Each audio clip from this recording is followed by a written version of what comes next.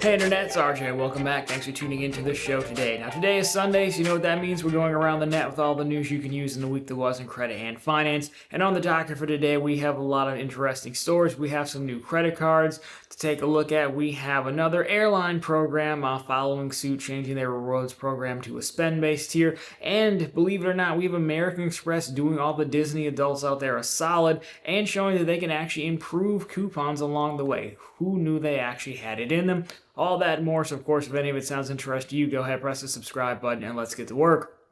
Now, we will lead off with AeroPlan. Don't talk AeroPlan too much here, but they have gotten a little more popular in the headlines since becoming a partner of Chase a while back. So AeroPlan is out with a press release where they're updating their loyalty program for the coming year, 2026. So let's take a look at this press release, see what you can expect for you flyers out there. Of course, Air Canada and AeroPlan, new changes beginning January 1st of next year. So what's changing? The gist of it is they're moving to a spend-based system. So earn points based on spend. You'll earn minimum of one AeroPlan point per dollar spent on eligible Air Canada flights. Base fare and carrier surcharges excluded, of course. Frequent bonus points offers, sure, we'll see. AeroPlan Elite status members can earn on Air Canada flights depending on their status level at the time of travel. You could earn between 2 to 6x extra on that depending on your status. Qualify for Elite status with the SQCs. I guess that's what they use their like their medallion qualifying mile version thing. Either way, you can do that. And then what else do they have, you may ask? Well, along with that, they say core benefits continue to be offered based on status, like checked bags, priority airport service, you would hope so. Milestone benefits unlock every 10,000 SQCs, offering perks like bonuses, status passes, and more. Then you do get a 10% head start beginning in 2027. The primary AeroPlan premium credit card holders, there it is, who qualify for AeroPlan Elite status can receive a 10% SQC bonus based on their previous year's earnings. So not too crazy there overall. Interestingly enough, when they say premium credit cards, they didn't specify that I saw. Do they mean the Chase card, which just has one card, which is a $95 AeroPlan card, or they do have American Express cards in the Canadian market, Air Canada, with more cards. So I would assume they'd extend it down to the Chase card, but again, it's one card. It doesn't really strike me as an airline that would need multiple cards like a United or even, Southwest or a Delta or whatnot. But at the same time, they do have multiples with American Express in the Canadian market. So I guess I could see them trying to mirror it. I just don't know that they're popular enough down here in stateside. But again, you frequent flyers will let me know down below. But again, that follows suit with all the other airlines have been doing for quite some time, move to a spend-based system. They've long since wanted to get rid of the miles from mileage runs and, things like of that nature, and they just want more money. So I don't have too many strong opinions. I'm pretty sure dudes are just sitting around a boardroom. We're like, well, hey, Southwest just did it. Why not us? So there you go. But if that does annoy you and you're looking to change airlines and maybe even change credit card programs, you might be familiar with the Alaska-Hawaiian merger. Well, that merger has since been complete.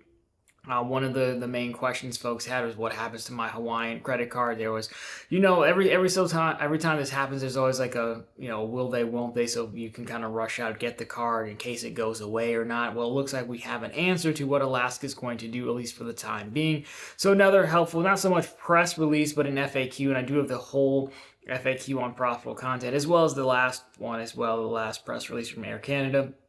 But the Alaska Hawaiian, again, as we said, that was complete. So the question is, I have the Hawaiian Airlines credit card. Will my card be canceled? That's a weird way to word the question, but I can see why people would want to know that. They say, no, your Hawaiian Airlines credit card will continue to function as it does today. There are no changes to the Hawaiian Airlines credit card program or your card benefits, except that after September 30th, miles earned on the card will go into your new single loyalty account rather than Hawaiian miles. So that is cool, just to be able to earn and just dump them into one category, especially if you did go ahead and pick up the Hawaiian card, but I guess it would have been unchanged. Long term, I could probably see the next time that these cards are with Barclays, I believe. I could see when the contract comes up, maybe Alaska just trying to move them all under Bank of America. They might not really care. But for right now, I would imagine the biggest concern was like merging the loyalty programs, and then they'll probably revisit credit cards, as we saw from the first story, right? We seen from covering Southwest over the number of weeks that we did.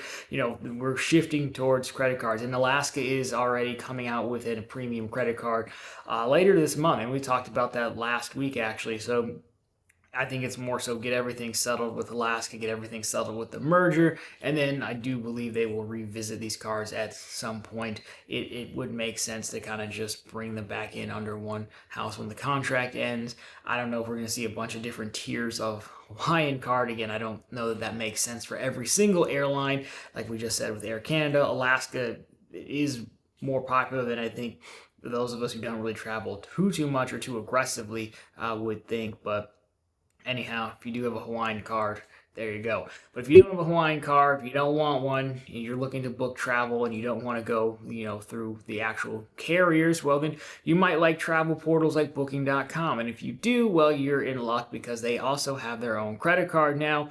So let's take a look at this, see what you get. And we have the whole link for you, but this is Booking.com Genius Rewards. Apparently, they didn't get the memo of putting American Express in their name. I mean, it's on the Visa network. I'm just still annoyed about everyone says new American Express card. But the annual fee is $0, which you like to see. Multipliers, you're looking at 6-back travel credits on accommodation booked on Booking.com. I have no idea what travel credits are worth. Someone can tell me down below. But overall, I mean, you get 6 of them. 5x travel credits on travel booked on Booking.com. So I think they're talking about, accommodations would be like hotel, and then travel would be like anything else. And then 3-back travel credits on dining, gas, and groceries, and 2-back on everything else. Your benefits here: an immediate upgrade to Genius Level 3 with 10 to 20% off on select stays. I don't know how many levels of Genius they are. I probably could have put more research into this, but I don't know that most people are even going to be interested in this card, but it is a new card, so we talk about it. $100 in travel credits with $15,000 a year in spend. There's got to be way better ways to spend $15,000 a year, but it's no annual fee, so whatever. The intro offer: $150 in travel credits with $1,500 in spend within the first 90 days. So there you go. Again, I like to include new cards just so you know what your options are, especially ones that are never going to get their own dedicated video. So you know what your options are. But again, most people are going to like transfer partners first and foremost.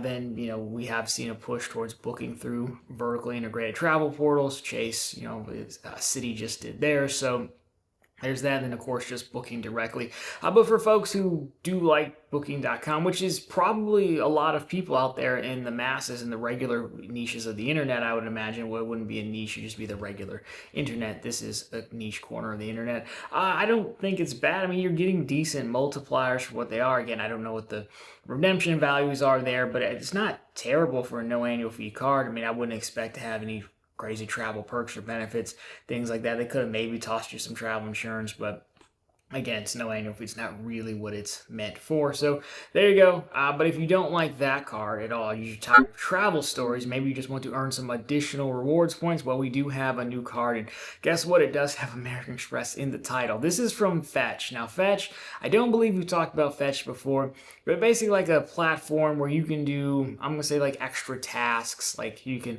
go through a shopping portal, you can upload receipts after the fact, or they'll have little categories and things like that, where you can basically get rewards and then redeem them for gift cards. Now, from what I understand, I've never used it. From what I understand, the redemptions are way off of a 1-to-1 rate, so it's not the best thing in the world. But you look at Fetch as like, well, hey, it's an extra thing, and if I want to upload some receipts or whatnot to see what it's all about, at the end of the year, I may be able to pick up a few extra dollars in gift cards, which is not a bad thing because, as we know, we advocate for you do a lot of little things over the year to add up extra money, and then that at the end of the year becomes a material difference amount of money. But in case you want to jumpstart that, they do have their own credit card, so we'll take a look at this. There's a new credit card they're coming out with.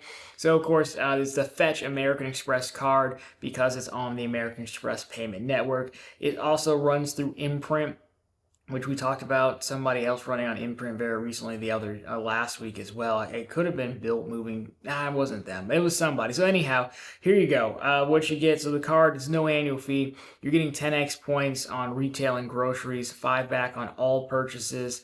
You do get extra points in high-value categories that change each month. They don't mention what the categories are, but it's like some kind of rotating category deal. There is no intro offer that I saw. They do kind of mention points bonuses for hitting high key checkpoints. There's a picture on the promo page you're probably looking at that shows like 3,000 points. They don't really specify if that's what you're going to get or not. And they also say you get expanded access to spin and win, but from what I understand, you can do that now. So I don't know if you get more spins. I don't. They didn't really give us a ton, but it is just a wait list, and you do get to choose which card you want. That first one looks like, there's that rumor that the new iPhone is going to have that liquid glass color. It kind of reminds me of that, what we've seen, but you get to choose either one you want. So there you go. Fetch, I'd say it's a little bit gimmicky, but again, it's extra points and stuff like that. This card is just not, I don't believe it's going to be very good because of the ratios, the redemption ratios. Again, I haven't played around with it too much, but from what I've seen in the comments and the doctor and places like that, like the redemptions, again, it's extra points is fine, but if you're going to use it as your sole card, can probably do better. So again, we just like options, and now you know your options. So there you go. Now, as far as existing options go, the Discover Capital One will they won't they merger, it finally happened, and now Capital One is in process of assimilating some of their own products, starting with debit cards. And if you're not a nerd, it's the assimilation is from Star Trek and the Borg. If resistance is futile, you will be assimilated. Join the collective. And what all that goes to say is that the Capital One is moving their debit cards over to the Discover payment network. So they did put out a press release about it. A lot of this stuff you'll already know, but this is a mainstream story. My mother did ask me about this, so shout out. She got a preview of the show. She does have a Capital One Saver card. That was mainly her point. We'll talk about that in a second. But of course, your account number and PIN will stay the same. For a smooth transition, and you will still have many of the same account benefits. I would assume you'd have most of them, if not all of them. Your debit card will have a new 16-digit number and a new security code, of course, because MasterCard starts at 5 and Discover cards start at 6. And then card will be wide. Of course, they say our card will widely be accepted like it is today, or your card. So there you go. I mean, that's the main thing. You guys know the drill of it. It makes a lot of sense. We kind of thought the acquisition was for the payment network component, and so I imagine they're getting a bunch of other stuff, crossed over to the same systems, makes everything easy behind the scenes, and then moving debit cards is probably the easiest one to do. I would think you try that out to start, and then, do you start moving the credit cards eventually? I think you move the majority of them. They have a lot of co-branded cards. It makes perfect sense to move those over eventually. Even some of the cash back cards, like the Quicksilver, for sure. I could see the Saver potentially as well. The real difference is, because Visa, the payment networks, mainly Visa and MasterCard, and American Express, being their own, they've always offered network benefits, a lot of benefits that seem as if the card issuer is giving them to us, but really they're a network benefit the issuer has chosen to accept and, pass on to the customer. I mean, there's course money involved, but Discover historically does not have any network benefits, and not nearly the network benefits that Visa and MasterCard and American Express have. So when you get to the big boy cards, like the flagship, like the Venture X, which is the Visa Infinite, I don't believe they'd move those. Even the Venture cards, I think the Venture cards suck, but I don't think they would move them, because I don't think it's worth, I'm going to guess it's probably not going to be worth Discover's time to stand up their own benefits system, or really just partner with the same people that Visa and MasterCard are using, because I'm going to guess it's not all in-house. They're just partnering out with insurance companies and things like that for like cell phone insurance and car insurance and things like that, for example. I'm going to guess just for one product or 3 products, even if you want to throw the Spark line or the whatever the business travel one is in there, then I don't think it's going to really be worth it for them to do it unless they have aspirations to expand out the product line farther. So of course, Visa and MasterCard don't issue cards themselves, but they offer it to a wide range of people. And American Express, that's kind of their thing, why their cards are so expensive, part of it anyway. So I do think we'll see a switch over eventually. It just kind of makes sense. Switching debit cards, easy enough. So there you go. And then we can say my mother's has not answered to her question if she made it 14 minutes in. I told her already. I didn't make her watch this far. Anyways, last story for the Disney adults out there and American Express. Believe it or not, American Express has done something good to a credit or coupon. It's amazing. So we take a look at this. I'll put an example on screen for you, but we're talking about the Blue Cash Everyday and the Blue Cash Preferred. So those both have a Disney streaming credit. And originally, the old version was a $7 credit on both cards, but it required $10 a month in spend, which isn't ridiculous because I don't think you can get the service cheaper than that. But they've updated the credit now, so that it's the Blue Cash Preferred is $10 a month with no spend requirement, and the Blue Cash Everyday is $7 a month with no spend requirement either. Which makes sense. The Blue Cash Preferred should get a bit more because it's a $95 card. The Blue Cash Everyday, of course, a free card, so that makes a little bit of sense there. But not having to spend it all is a nice touch. I mean, again, this isn't like some record-setting thing or anything, but it's just now what really happened is Disney probably phoned them up and worked this out. I don't think American Express had much to do with this. Maybe they made a recommendation or something, but considering these streaming services are always going up and up and up, do not have to spend anything to trigger it is helpful to people. And again, it's on one hand, I shouldn't give them a ton of credit, but on the other hand, I'm just so proud that American Express did something positive for the people and on their cashback side that, I'm going to give it to them. Good for them. They did it. Sound off if you're a Disney adult down below.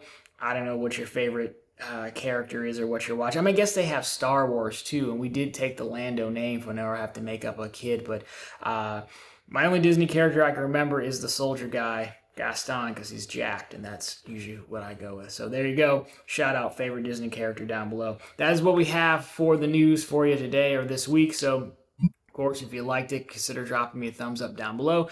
Perhaps even subscribe to the channel, why don't you? What else do you really have to do, guys? Because we're right back here every single week posting content just like this. And of course, every single Sunday, we have all the news you can use in the week that was in credit and finance. And of course, every single day over on ProfitableContent.com. As we said, that is our website. It's linked down below for you. And on the channel homepage, we post news stories just like this as they happen. Of course, we have plenty of credit card offers. We might have the Amex one, so if you want to, embrace your inner Disney adult, we probably have you covered over there. And of course, we have plenty of bank promotions as well, so you can get all the earnings possible. But as always, guys, that'll do it for this one. As always, thank you so much for watching. I'll talk to you very soon in the next one.